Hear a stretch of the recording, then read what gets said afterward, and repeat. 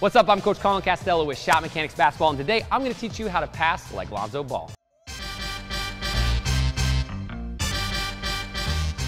All right, so Lonzo Ball is an absolutely phenomenal passer, and he's a master at getting his teammates involved. He lit up the Summer League this year. You know, the crowds were going crazy. I was there.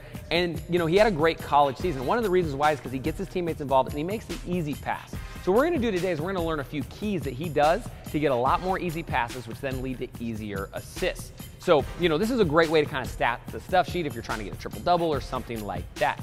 Now, before we jump into it, I want to give you free access to my #1 scoring workout. All you got to do is click the link in the description. It's 100% free, and it's really going to change the way you think about your training and probably increase your scoring average the very first time you use it. That's how powerful it is. And imagine if you power that with the tips you're going to learn today. You're going to be unstoppable. All right, so the first thing we want to talk about is looking up early. Now, you'll notice that Lonzo gets a ton of those over-the-top passes where he's throwing the deep ball to his big man running the floor. Maybe it's a wing cutting towards the basket. And the key to it is that he's getting an early scan, meaning I'm going to set the ball down right here, pretend like I'm on defense, the other team scores or it's a rebound, and I'm coming back for an outlet, right? Because Lonzo's always catching this outlet. Now, what you'll notice is as this play is happening, whether it's a rebound, whether the ball's going through the net, he's turning his head and looking down the court and getting a quick scan before he even catches the ball. A lot of players are so focused on the basketball that they're constantly looking where it's at, so they'll watch it go through the hoop, they'll watch their teammate take it out of bounds, then they'll catch, then they'll look. And then by that time, they're seeing the floor for the first time. But what you notice about Lonzo, he's trying to see the floor as early as he possibly can. So if he can see that his teammate's chasing down a rebound and they're going to get it, he'll start to creep his eyes down where maybe he can see a teammate streaking on the other side or going down the middle. So then now, once he snaps his head back to catch it, he knows exactly where they're at, he knows what plays are developing, and he knows where the players are at on the floor. So this quick scan, by looking first before you actually get the ball, can really increase your assists quite a bit. This is something I learned when I was in high school, and I increased my assists probably by 3 assists a game just by looking up the floor early, right? So it looks really, really good in the stat sheet. Your coaches love it because it gets everybody involved, and you can catch the defense sleeping in a rebound or a fast break situation. So quick scan, eyes up, come back to the ball, and you're right there. All right, so the next thing you want to think about is you want to master your touch. If you watch Lonzo pass, he puts different touch on the basketball depending when he needs it. He can put a little soft touch on it, he can rifle it and throw it quick. So we want to be able to change that up. Now, there's a few different ways you can go about working on this, but I think the hardest one for a lot of players is that soft touch. So what I like to do is I like to kind of, you know, work on a little bit of handles, whatever it is, and then I'm going to pick a spot on the floor to try to touch the basketball too, right? This is all just hand-eye coordination stuff, and if you can get better at it, it's going to make you a better passer. So a great way to do it is to do some sort of movement first. I'm just going to hit like a little behind the back, just like this, and then I'm going to throw a little post-entry pass. But the key that I'm going to try to do is I'm going to try to throw it high, and I'm going to try to get it to land right on the orange block right there.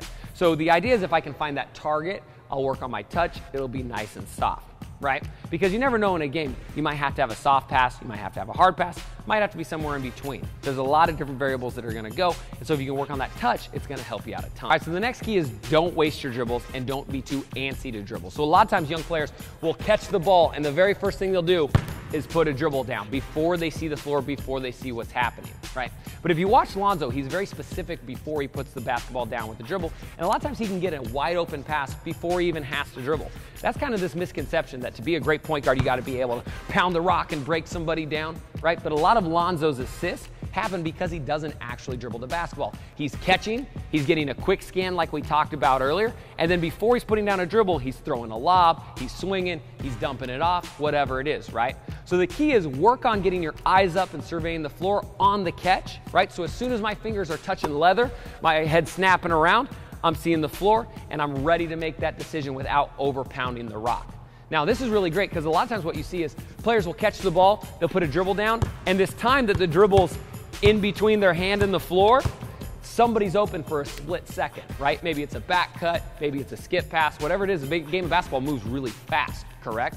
So if I catch and I put down a dribble immediately and my man back cuts and I've got to wait for the ball to come back up and then I throw it, that might be enough time for a deflection, for the defense to recover, for the gap to fill or close, right? So work on, it's kind of just like the quick scan we talked about earlier. If the ball's being swung around the horn and I'm getting ready to catch right here, I'm getting a quick scan before I actually catch the basketball. That way I can catch it, throw the lob to my big man. Catch it, skip to my shooter in the corner, whatever it is, right? So again, eliminate those extra dribbles and you're going to get a lot more assists you'll be much more efficient, and your coach is going to love you a lot more. I can 100% guarantee that. All right, so the next thing we want to think about is risk versus reward. Now, a lot of players are always trying to throw the fancy pass or the high risky pass, but that's going to get you a lot more turnovers, and it makes it a lot harder, right? So when you're passing the basketball, you always want to think about risk versus reward. You know, if it's a risky pass, you probably don't want to throw it. Now, a lot of what goes into risk is the personnel that you're throwing to, and a lot of people don't realize this. A great pass for one player might not be a great pass for another player. So, case in point, let's say we're running a fast break, and I catch just like Lonzo, and I want to throw a pass over the top going down the court.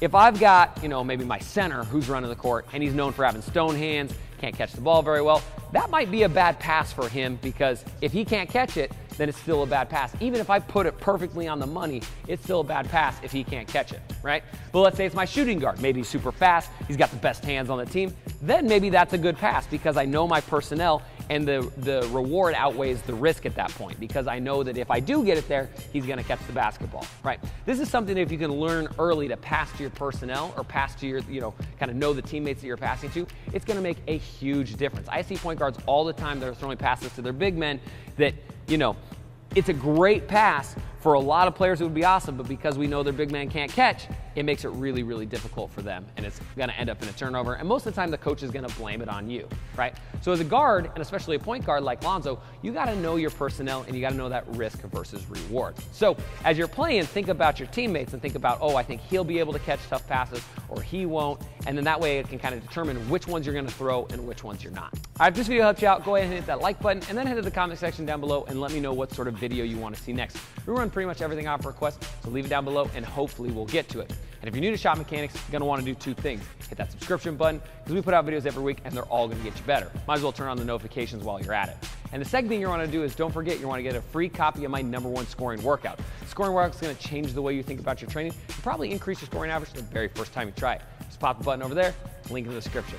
Again, I'm Coach Colin Castell with Shot Mechanics Basketball. Thanks for watching, and until next time, splash on.